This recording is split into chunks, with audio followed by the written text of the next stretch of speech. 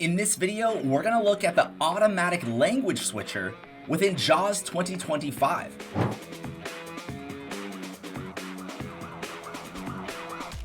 Welcome to the Accessibility Guide channel. My name is Sean Jordison, and let's jump right in. Right now I have a Word document that contains both English and Spanish, and usually what you have to do is select the Spanish text.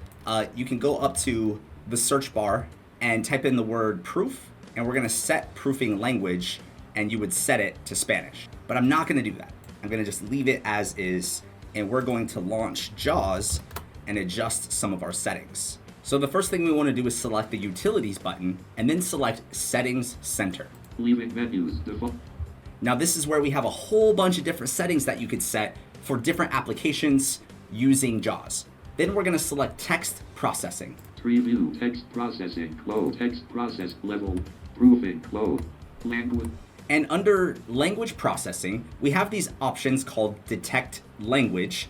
And what we're going to do right now, it's based on markup of document and web page, which is typically what you want. However, I'm going to change it to based on text. And we're also going to change when numbers are spoken. And then we're going to select OK. So now we've set up JAWS to be able to read both English and Spanish, hopefully, without having to change the proofing of the language in the underlying code. So let's see what happens. Edit, difference. All right, so it read the English part. Spanish colon, blood misspelled, accessibility, no Z misspelled, trada solo misspelled, Oh, it's saying it's misspelled. Misspelled, don, misspelled. All right, so that didn't quite work, but sometimes it will work. So let's select that text.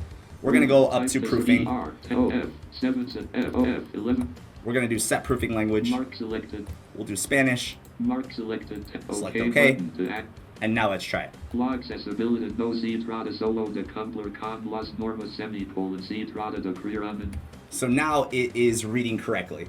But what's nice about this is you could set up your JAWS software to have those settings in case you are browsing the web and you need to read some random text. This is a really useful way to make sure your screen reader is set up appropriately for you. And that concludes today's video on the automatic language detection from within JAWS. If you want to join my exclusive community where you can learn the ins and outs of accessibility, check out the link in the description of this video. And as always, I could be a champion for inclusion. Thank you so much for joining me today, and I'll see you next time.